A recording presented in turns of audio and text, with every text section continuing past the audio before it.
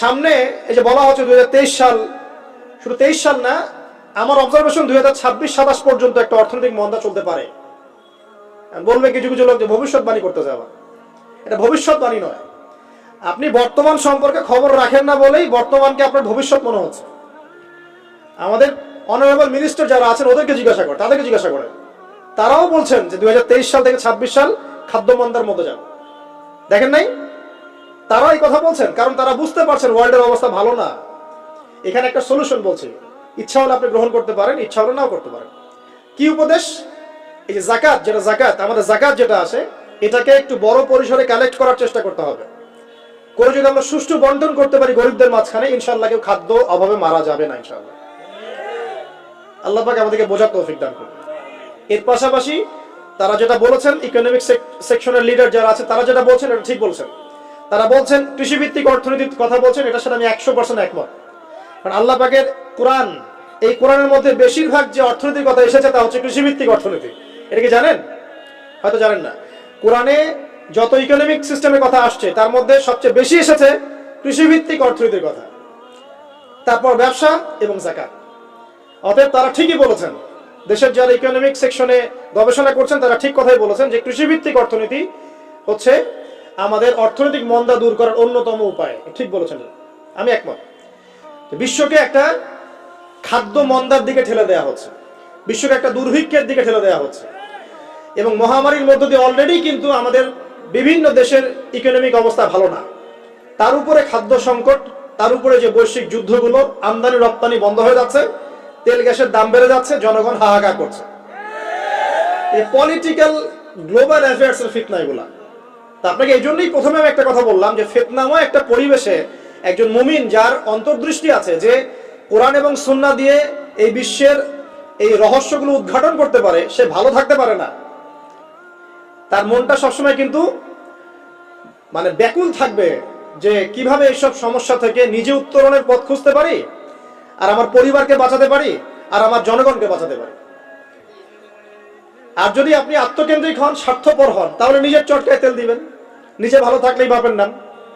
তো দেখুন, এই জামানার কথাই নবীজি বলছেন সাল্লাল্লাহু আলাইহি ওয়াসাল্লাম, তোমাদের সামনে এমন একটা যুগ আসছে, নবীজি বলছেন জামানা সাবরিন, কঠিন জামানা, যে জামানায় ঈমান নিয়ে চলাটা হবে হাতের মধ্যে আগুন নিয়ে চলার মতো। নবীজি বলছেন ওই সময়ে সাহাবী জিজ্ঞাসা করছেন, ইয়া রাসূলুল্লাহ, আমি ওই সময় কি করব?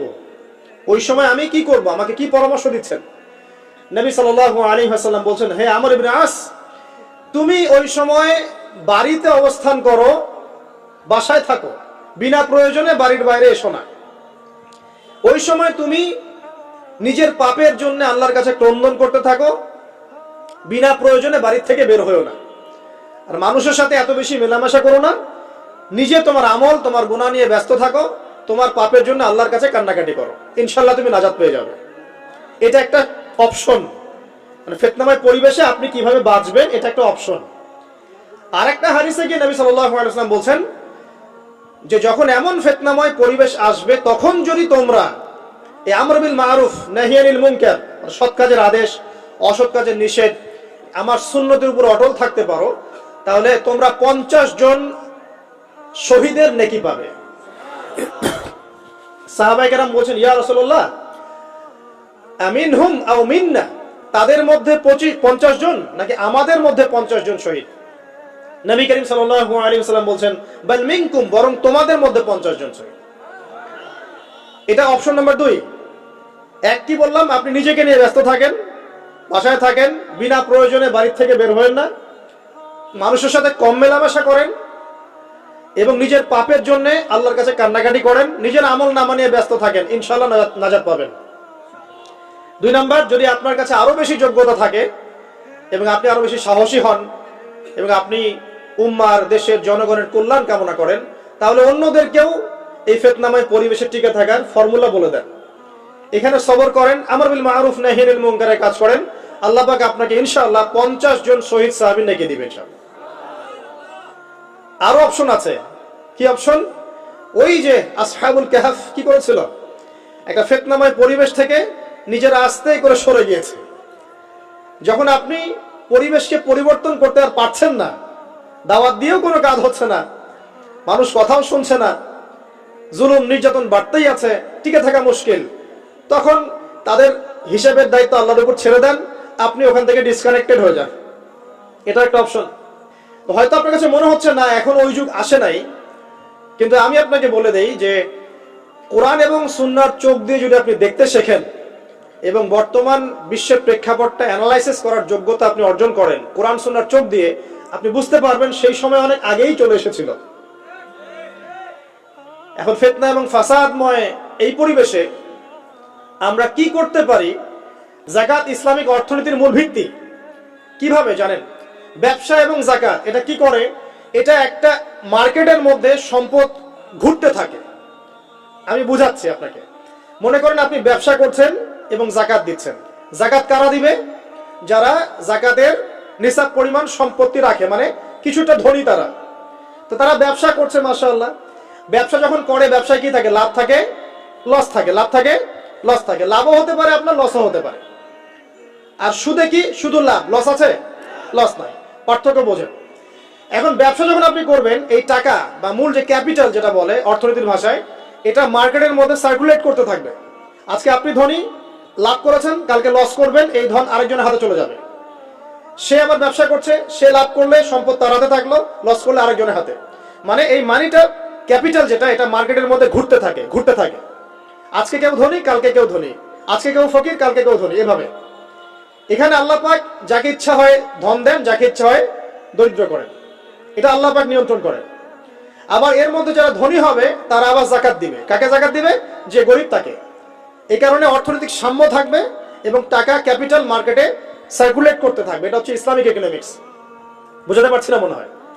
আর রিবাই কি হবে? রিবাই কোনো লসের চান্স নাই। মানে এখানে ধনী আরো ধনী হতে থাকবে, গরিব আরো গরিব হতে থাকবে, প্লাস যাকাতও দিবে না। তখন সমাজের একটা অংশ অনেক ধনী হবে, আর একটা অংশ একদম মাটিতে পড়ে যাবে, কোনো ব্যালেন্স হবে না। এই কারণে বিশ্বের একটা অংশ, ওই বিশ্বের একটা বড় অংশ যারা সুদখোর, যেখান থেকে সুদ এসেছে, ওইটা আস্তে আস্তে ধনী হয়ে গেছে এবং বিশ্বের বহু কান্ট্রি আস্তে আস্তে দারিদ্র সীমার নিচে চলে আসছে। এটা শুধু ব্যক্তির ক্ষেত্রেই নয়, এটা সমাজের ক্ষেত্রেই নয়, পুরো বিশ্বটা হচ্ছে। তো এই হলো রিবা এবং ব্যবসা ভিত্তিক, যাকাত ভিত্তিক ইকোনমিক সিস্টেমের পার্থক্য, বেসিক ডিফারেন্স। রিবার মধ্যে আল্লাহ পাক তার হাত উঠিয়ে নেন, আল্লাহ পাক সেখানে আর ইন্টারফেয়ার করেন না। ঠিক আছে, সুদ খাচ্ছ, তুমি তোমার মতো চলো এখন। আর ব্যবসা ভিত্তিক ইকোনমিক্স চললে আল্লাহ পাক সেখানে কাউকে ধন দিবেন, কারো কাছ থেকে দিবেন। আপনার ধন নিয়ে আমাকে দিবেন, আমার ধন নিয়ে আপনাকে দিবেন। আর আমি যদি ধনী হই, আমি আবার যাকাত দিব, সেই যাকাতের টাকা আবার আপনার হাতে যাবে, কেউ না খেয়ে মরবে না। তো যাকাত, যেটা কথা বলছিলাম, বাম দিকে যাকাত আসবে। তো যাকাত আমরা দিব তো ইনশাল্লাহ ভাই। যাদের, শোনেন, বাংলাদেশে এমন অনেক শিল্পপতি আছে যাদের একজনের যাকাতের টাকা দিয়ে একটা গ্রাম চলতে পারে। আর যাকাতের টাকা কিন্তু শুধু এক বছরে আসবে না, প্রতি বছরেই ঘুরে ঘুরে আসবে। মনে করেন যে আপনাদের এলাকার মধ্যে অনেক বিত্তশালী আছেন, আমি দোয়া করি মন থেকে আল্লাহ পাক বিত্তশালীদের অন্তরটাকে নরম করে দিক এবং ওসমান রাদিয়াল্লাহু আনহুর মতো দানশীল করে দিক। আমরা দোয়া করি। আমরা কারো খারাপ চাবো? সবার জন্য হেদায়েতের দোয়া করব। টাকা থাকতে তো সমস্যা নাই, কিন্তু টাকা থেকে যদি উসমান রাদিয়াল্লাহু আনহু হতে না পারলাম তাহলে সমস্যা। টাকা থাকতে কোনো সমস্যা নাই, ধন আপনাকে আল্লাহ দিতেই পারে। এই ধনটাকে উসমান গনি রাদিয়াল্লাহু আনহুর মতো আল্লাহর পথে বিতরণ করে দেন, ইনশাআল্লাহ আল্লাহ পাক আপনাকে জান্নাতুল ফেরদৌস দান করবেন। তো অনুরোধ থাকবে, দেখেন, আপনারা যদি একটা এলাকার যাকাত কালেক্ট করতে পারেন, মনে করেন কথার কথা এখানে কিছু মেয়ে আছে যারা খারাপ পথে পা বাড়িয়েছে, আমার কথা বুঝতে পারছেন? আচ্ছা, এরকম পল্লী অনেক জায়গায় আছে না?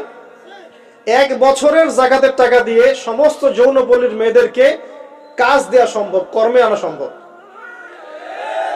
ওদেরকে কাজের ব্যবস্থা করে দেন, ওরা কখনোই এই সেক্স ওয়ার্কারের কাজ করবে না ইনশাআল্লাহ।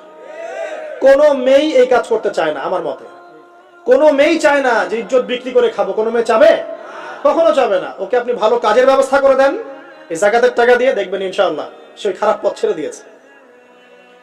অনেক দেখবেন দরিদ্র মানুষ আছে যে পড়াশোনা করার কোনো সুযোগ নাই, টাকা পয়সা নাই, পড়াশোনা করতে চায় কিন্তু টাকা পয়সা নাই, দিনের জ্ঞান অর্জন করতে চায়, দেশকে কিছু দিতে চায়, টাকা নাই। তাকে আমরা হেল্প করতে পারি না? পারি।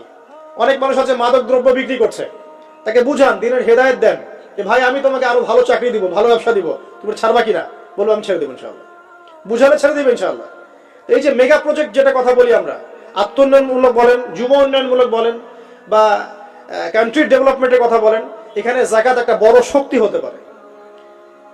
তবে এটাকে সুষ্ঠুভাবে কালেক্ট করতে হবে এবং যাকাতের যে 8টা খাত আছে এই খাতগুলোতে সুষ্ঠুভাবে বন্টন করতে হবে।